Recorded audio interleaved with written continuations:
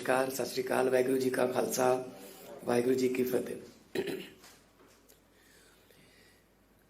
मेरे से पहले उन दोनों बंदों को बुलवा दिया गया है जिन्होंने खुद डोर टू डोर से लेके रात के 11 बजे तक 12 बजे तक इलेक्शन का हर अक्षर अपने हाथों से लिखा।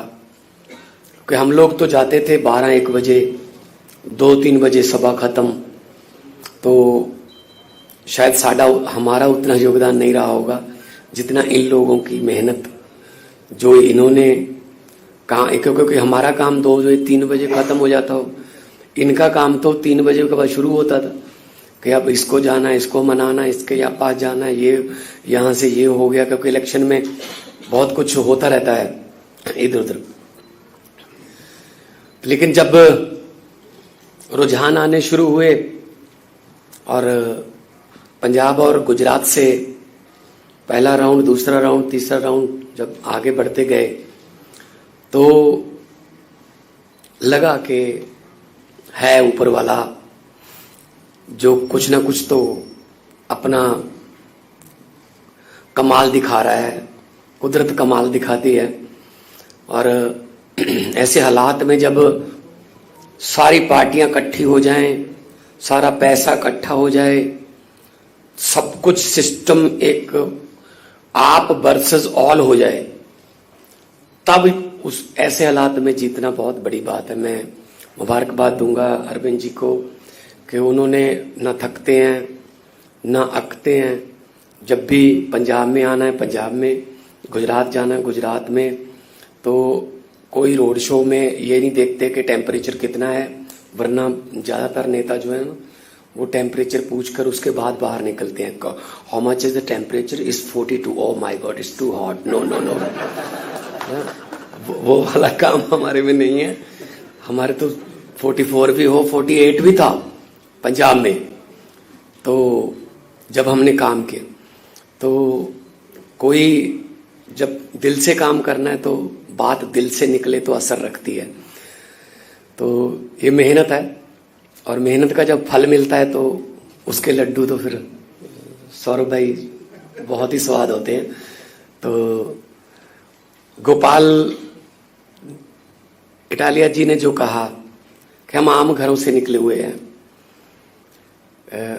सभी आम घरों से ही निकले हैं और इतने इतने बड़े पद कभी सोचा नहीं था कि भारत की देश की सबसे बड़ी पंचायत कही जाने वाली लोकसभा में भी जाएंगे, 2-2 बार जाएंगे, राज्यसभा में भी जाएंगे और मंत्री बन जाएंगे, मुख्यमंत्री बन जाएंगे।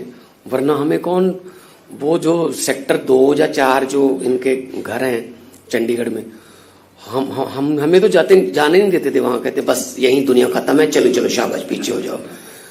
तो उन सेक्टरों में, उन घरों में अगर कोई लेके जा सकता है तो आम आदमी पार्टी लेके जा सकती है, वरना जिला प्रधान भी नहीं बनाते जी। इनकी बेटे, इनके साले, इनके भतीजे, इनके जीजे, बस यही चलता है बस। तो अब जो है ये धारणा टूटी है। आम आदमी पार्टी ने ये एक नई दिशा और दशा दी है। अब सबको यकीन हो गया कि मैं भी लड़ सकता हूं और मैं भी जीत सकता हूं।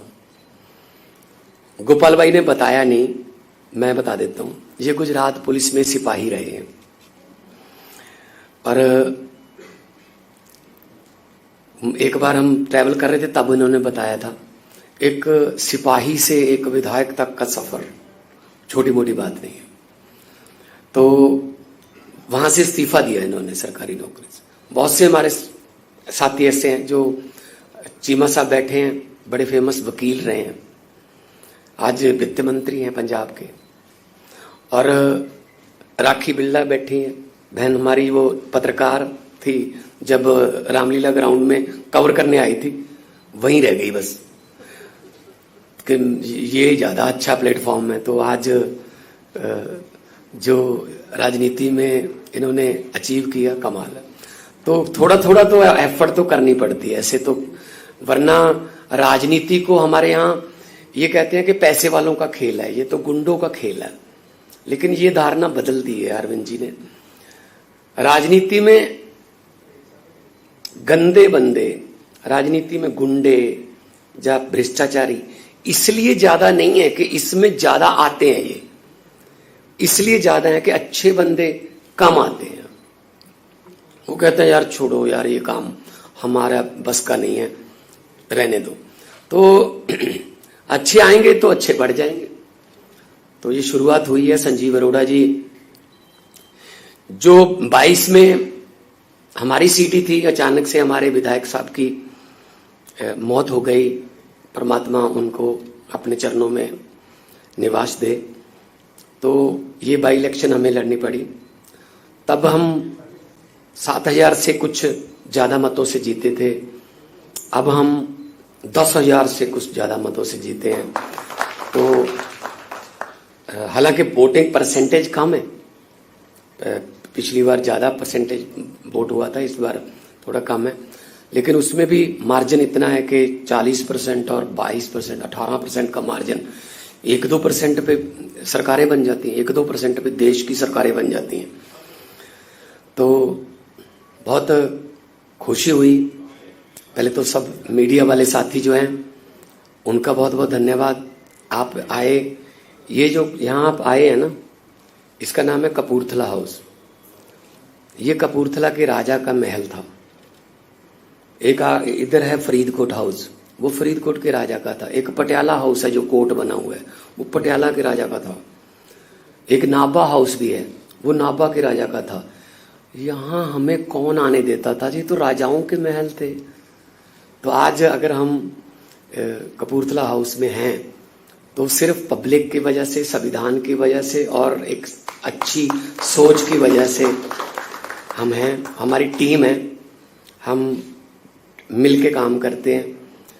जरूरी नहीं है हर रोज विराट कोहली सेंचुरी लगाए, कई बार विराट 0 पे आउट हो जाता है, लेकिन कोई ना कोई और बंदा जो है वो उस दिन काम कर देता है। लेकिन टीम वर्क है ये, तो एक टीम के रूप में काम करते रहेंगे।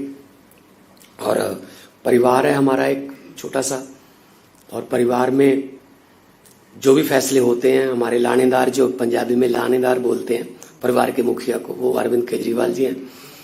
तो जो लानेदार, जो परिवार के मुखिया फैसला लेते हैं, वो अपने घर को बचाने के लिए लेते हैं, अपने घर को और बड़ा करने के लिए लेते हैं।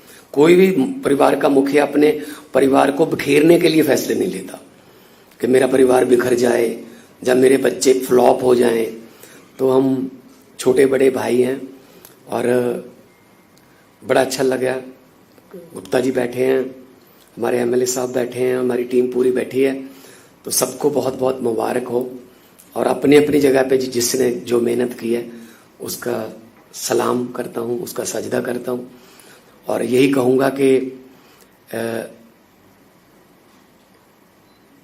एक शेर है कि हमारी नजर तो मंजिल पर रहती है, इन आंखों ने कभी मील का पत्थर नहीं देखा। तो मील का पत्थर तो वो देखते हैं जिन्होंने आगे 1 और किलोमीटर जाना है, लेकिन हमारी नजर मंजिल पे है।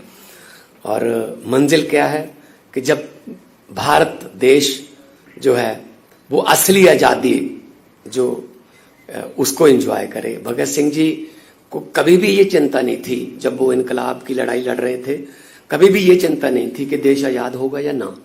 कहते आजादी तो आएगी, लेकिन उनको एक बात का डर था कि आजादी के बाद देश कौन से हाथों में जाएगा, कहीं ये ना हो कि वो अंग्रेज चले जाएं, काले अंग्रेज आ जाएं। और उनका डर जो है वो सही भी साबित हुआ। 75 साल हो गए आजाद हुए, 75 साल से ज्यादा ही हो गए आजाद हुए। अमेरिका वाले मंगल ग्रह पे प्लाट काट रहे हैं और हमारे यहाँ सीवरेज के ढक्कन पूरे नहीं हो रहे भाई साहब। अभी वहीं खड़े हैं, सीवरेज का ढक्कन, टोबा, छप्पड़, और वहीं रुके हुए हैं भाई, क्योंकि उन्होंने काम किया ही नहीं कभी। अभी बात होने लगी है एजुकेशन की, हेल्थ की, बिजली की, इंफ्रास्ट्रक्चर की, नहीं तो इससे पहले तो बात ही नहीं होती थी। ये तो अरविंद केजरीवाल जी ने उनके मैनिफेस्टो बदले हैं, वरना कहाँ स्कूलों की बात करते थे, कहाँ ये अस्पतालों की बात करते थे। ऐसे चल रहा था, 5 साल तू, 5 साल मैं, अगर तू आ गया तो मुझे कुछ मत कहना, अगर मैं आ गया मैं तुझे कुछ नहीं कहूंगा। ये चल रहा था बस, नूरा कुश्ती। तो हमारे जितने भी एमएलए साहबान हैं, चाहे वो गुजरात में हैं, चाहे गोवा में हैं, चाहे वो दिल्ली में हैं, पंजाब में हैं, राज्यसभा के मेंबर साहब हैं, हमारे एमपी साहब हैं लोकसभा के, सबको बहुत बहुत मुबारक। और मैं चाहूँगा कि हम एक टीम के रूप में काम करते रहें और आगे बढ़ते रहें और हमारे देश की सेवा करते रहें। और भगत सिंह का एक आखिरी शेर मैं सुना के अपनी जगह लूँगा। भगत सिंह जी ने कहा था कि इश्क करना सबका पैदाइशी हक है, इश्क करना सबका पैदाइशी हक है, क्यों ना इस बार वतन की सरजमी को महबूब बना लिया जाए। तो वतन की सरजमी को महबूब बनाते हैं और तरक्की करेंगे और अपना योगदान हम जितना भी हो सकता है वो इसमें डालते रहेंगे। बहुत बहुत धन्यवाद, बहुत बहुत धन्यवाद।